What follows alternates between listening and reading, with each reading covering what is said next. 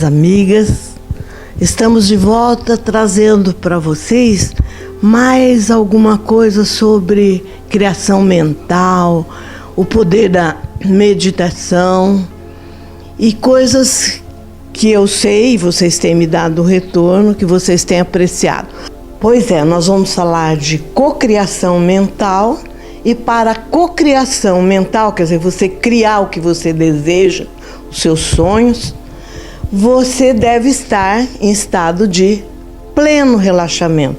Então, como eu disse, nós vamos trazer hoje um guru que vai falar sobre meditação, que é a melhor forma de relaxar, da mente entrar em alfa, até em teta, não é? E ficar bem relaxada para conseguir os objetivos. Então, eu gostaria de fazer uma ligação aqui, que nós não vamos falar sobre religião, nós vamos falar sobre ciência, porque existem religiões que apresentam revelações aos fiéis que devem ser aceitas. E fim de papo, e acabou. É falar amém, amém, amém. E são revelações. E existem outras que falam sobre o cristianismo, por exemplo, é uma dessas religiões que são dogmas, né? E dogma é ritualístico. É aceitar e fazer daquele jeito que ensinaram. Já existem outras formas, que é a gnose, onde nós pesquisamos as verdades. Não estou falando daquela gnose que é uma seita que chama não sei o que da gnose. Não, estou falando a gnose como conhecimento. Gnose significa buscar o conhecimento científico. Então, existem muitas formas para isso. Inclusive, durante a meditação, a gente recebe verdadeiros insights a respeito disso que nós queremos saber se é verdade ou não, se vai acontecer ou não. Bom, o outro cartaz que eu quero mostrar para vocês, nós vamos fazer a cocriação mental. Ali está escrito o quê? Deus entendido como universo, eu maior, eu divino, enfim, cada um dá um nome, Buda, Jesus, é um aspecto sagrado do nosso ser. Nós temos que ter uma relação com o sagrado, não religião. Apaga esse nome por enquanto, senão vocês não vão entender a física quântica que eu estou explicando da criação mental. Não importa qual religião, você tem que ter uma ligação com o sagrado. Os símbolos. Ontem eu ganhei um livro de símbolo da minha sobrinha, coisa mais linda.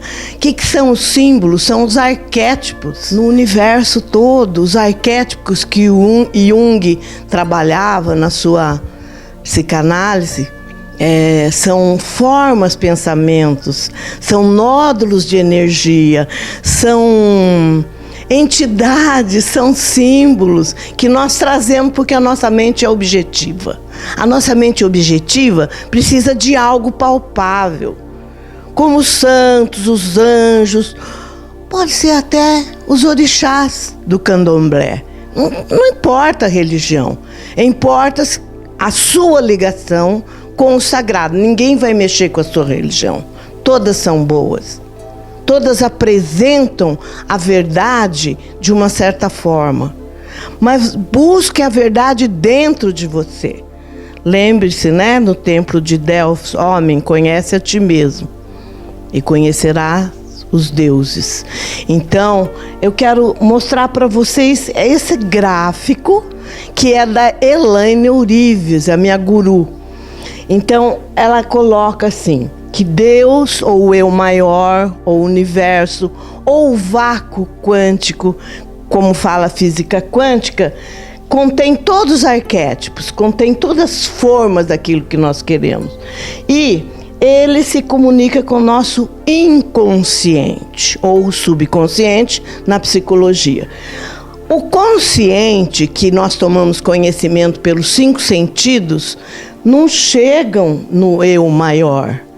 Por isso que nós precisamos de algo relacionado à espiritualidade, que é quando nós oramos, falamos com Deus, e quando calamos e meditamos, Ele fala conosco. Então nós precisamos do inconsciente, o nosso porão, onde vão as coisas que nós queremos às vezes esquecer e não conseguimos, nossos traumas, nossos medos, etc.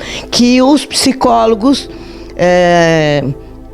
retratam, dão um exemplo de um iceberg, uma montanha de gelo, onde 5% só é o consciente e 95% é o subconsciente ou o inconsciente. Continuando o nosso programa, chegou a hora de apresentar o Renato, psicólogo, que vai falar sobre meditação.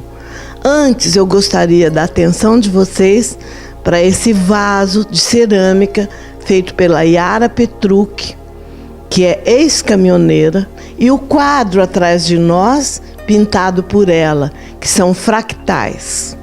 Agora eu vou falar com o Renato. Agradecido pelo convite, tá, Marílvia? Muito obrigado mesmo. Bom dia a todos. E eu gostaria de falar sobre a meditação e por que da meditação, né? Por ser psicólogo, nos atendimentos, nós percebemos que o problema em geral está muito relacionado das pessoas à ansiedade. E o que é a ansiedade, né? A ansiedade nada mais é do que essa aspiração ao futuro, ficar remoendo, pensando coisas do futuro ou remoendo coisas do passado, pensando, puxa, eu devia ter feito tal coisa de tal maneira, né? Que nada mais são do que o maior vício do homem. O maior vício do homem é pensar.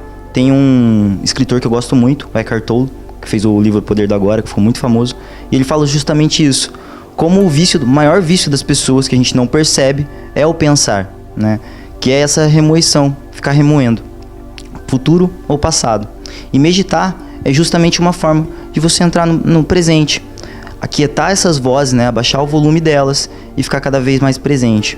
Por isso que eu entrei na meditação, por isso que eu comecei a estudar mais e ensinar as pessoas, para compartilhar isso, que eu vejo que é um exercício, né? Nada mais que um exercício para a mente, um exercício para o cérebro, que é muito importante. Assim como as pessoas cuidam do corpo, é muito importante também cuidar da mente. E para falar sobre meditação, acho que um dos temas, um dos focos que eu poderia dar, que vai ajudar muito quem tiver interesse, é a falsa ideia de que para meditar eu preciso pensar em nada, né?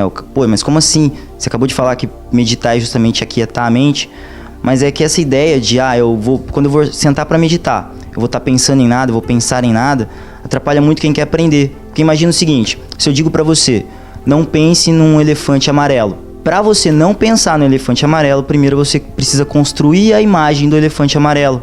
E vai acontecer a mesma coisa se você sentar para meditar, pensando, eu não posso pensar em nada. Sua mente vai começar a produzir o dobro.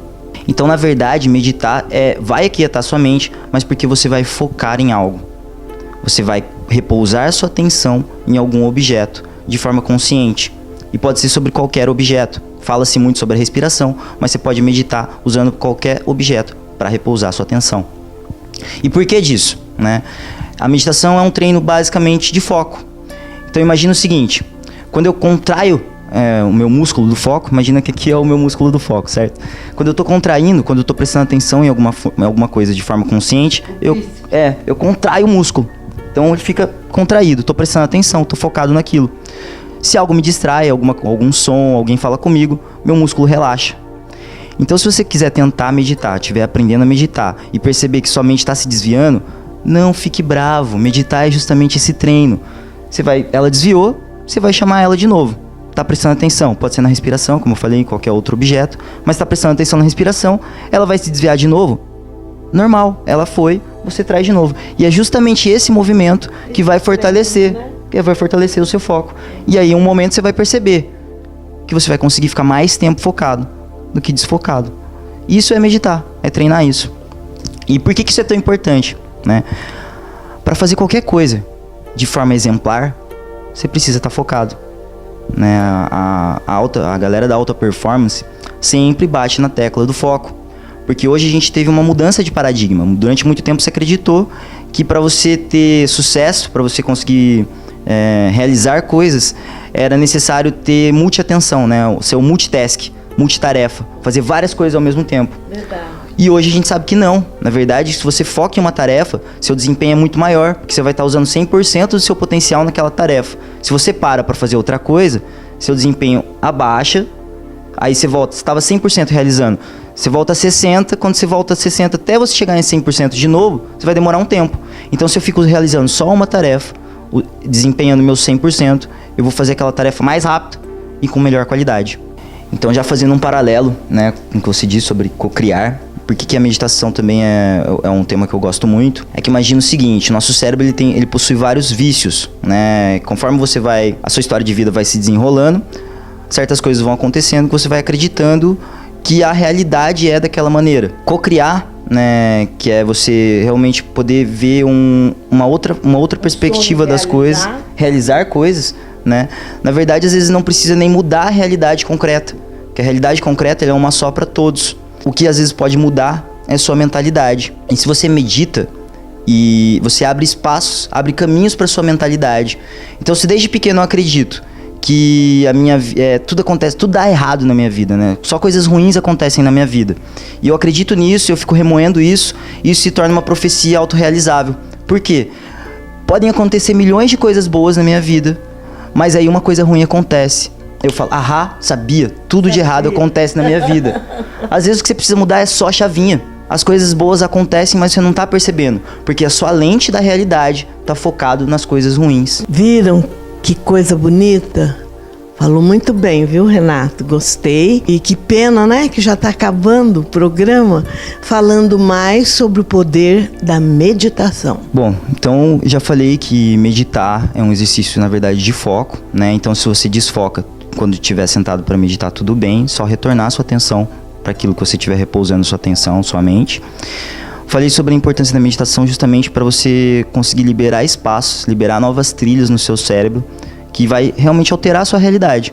Se eu tinha uma realidade que eu via determinada coisa como verdadeiro, né, que tudo dá errado na minha vida, eu posso alterar essa perspectiva no meu cérebro e então começar a perceber as coisas boas que acontecem na minha vida. Na verdade, a realidade em si não mudou, mas eu mudei, então tudo muda. E algo também muito interessante relacionado à meditação é sobre o poder que ela te traz em relação à intuição, a insight, né? Steve Jobs, que foi super reconhecido na sua época como um revolucionário, ele meditava desde os 17 anos e ele já dizia sobre o quanto essa intuição revolucionária dele tem forte relação com a meditação.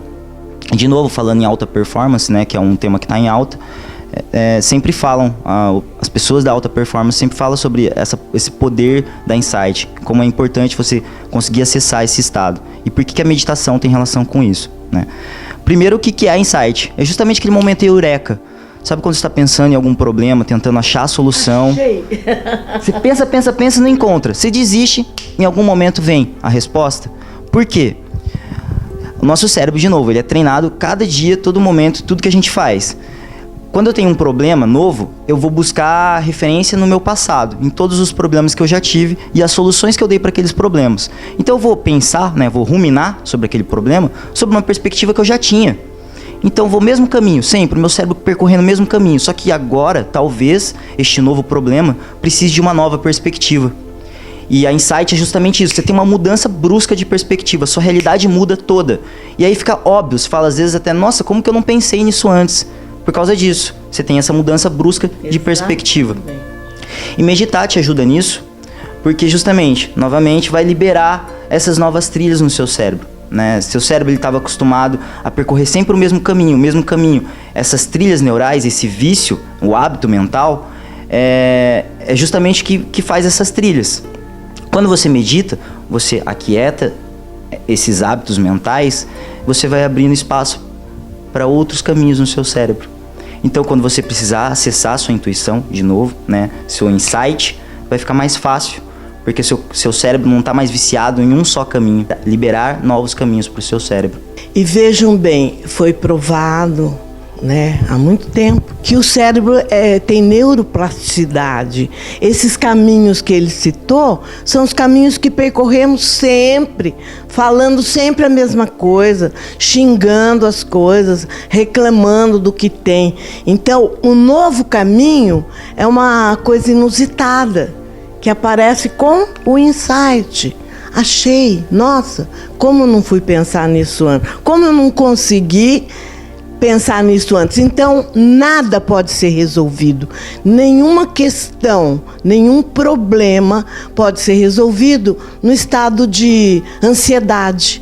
Daí que entra a meditação. Se eu não estiver em alfa, em delta, eu não consigo achar essa neuroplasticidade do cérebro, achar novos caminhos. Então, pessoal, espero que vocês tenham gostado. Renato, muito obrigada pela sua presença. Gratidão mesmo pelo convite. Gratidão eu, que você deu um show de aula. E eu vou chamar o Renato outras vezes, eu prometo. Um beijo grande, ó, lá no fundinho do seu coração.